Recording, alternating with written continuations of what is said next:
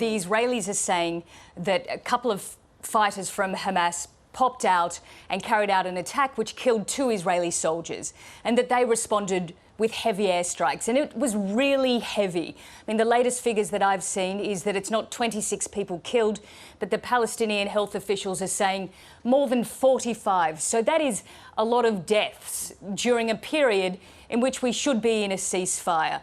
We would expect these sorts of things to happen, though. I mean, often, as you said, it's a very fragile ceasefire. There will be breakdowns like this, and then it's a matter of just trying to get it back on track. But it certainly destroys any trust, of which there's probably none, between both sides.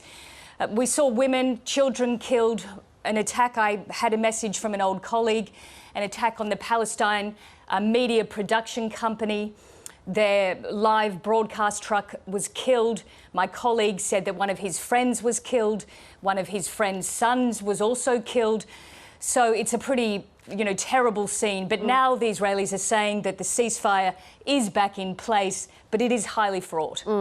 There's also been reports of fighting amongst Palestinian gangs in Gaza. Can you give me some background on those? Well, that's been going on for the last few days, really. And you would expect it to happen because the Gaza Strip is full of not only Hamas and all sorts of different armed factions, everything from Islamic Jihad to the Popular Front for the Liberation of Palestine to the Popular Resistance Committees.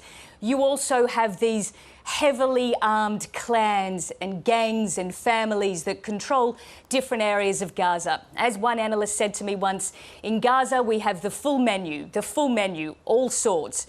So we have the Dogmosh clan, that's getting a lot of attention at the moment. Hamas has been fighting with them. They've apparently killed dozens of members of that group. It is one of the most heavily armed groups in the Gaza Strip. It's based in Gaza City. The other main one is in the south. It is a Bedouin clan.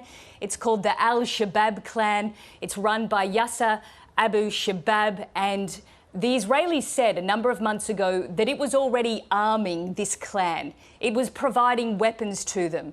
Israel said it was doing this so that they could fight with Hamas. And that is exactly what's happening now. And that is also one of the reasons that we've also had executions on the streets of Gaza. A huge number, more than 30 people shot down. So you can see that this revenge is happening across the Gaza Strip, all part of the utter chaos and lawlessness that we would expect in a place where there is really no one in control right now. What evidence is there that Hamas is still in Gaza? Well, they're definitely in Gaza. They haven't packed up and left Gaza. I guess one of the questions is, how powerful are they?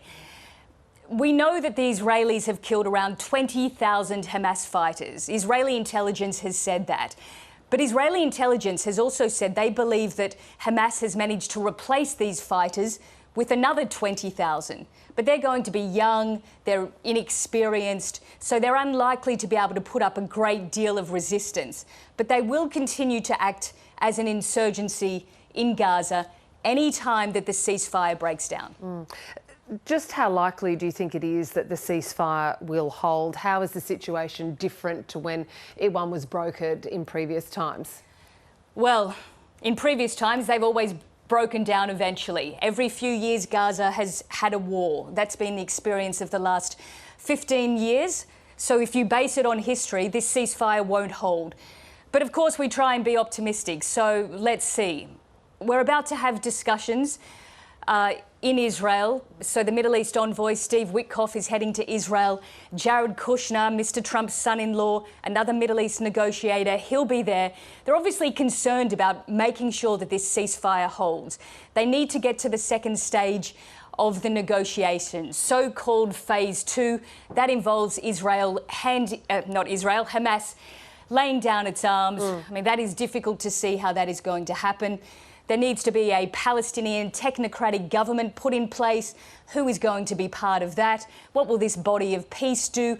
And when will the International Stabilisation Force, Gulf Arab countries or Turkey or Indonesia, wherever these troops will come from, when and how will they enter Gaza to try and get the Gaza Strip under control, get Hamas disarmed, the clans sort of back into their homes and back into their territories, we really don't know. And I think at this stage they haven't really got a plan on how to go forward. I mean, these are really difficult, thorny issues to try and negotiate. Nicole Johnson, always good of you to stop by. Thank you. You're welcome.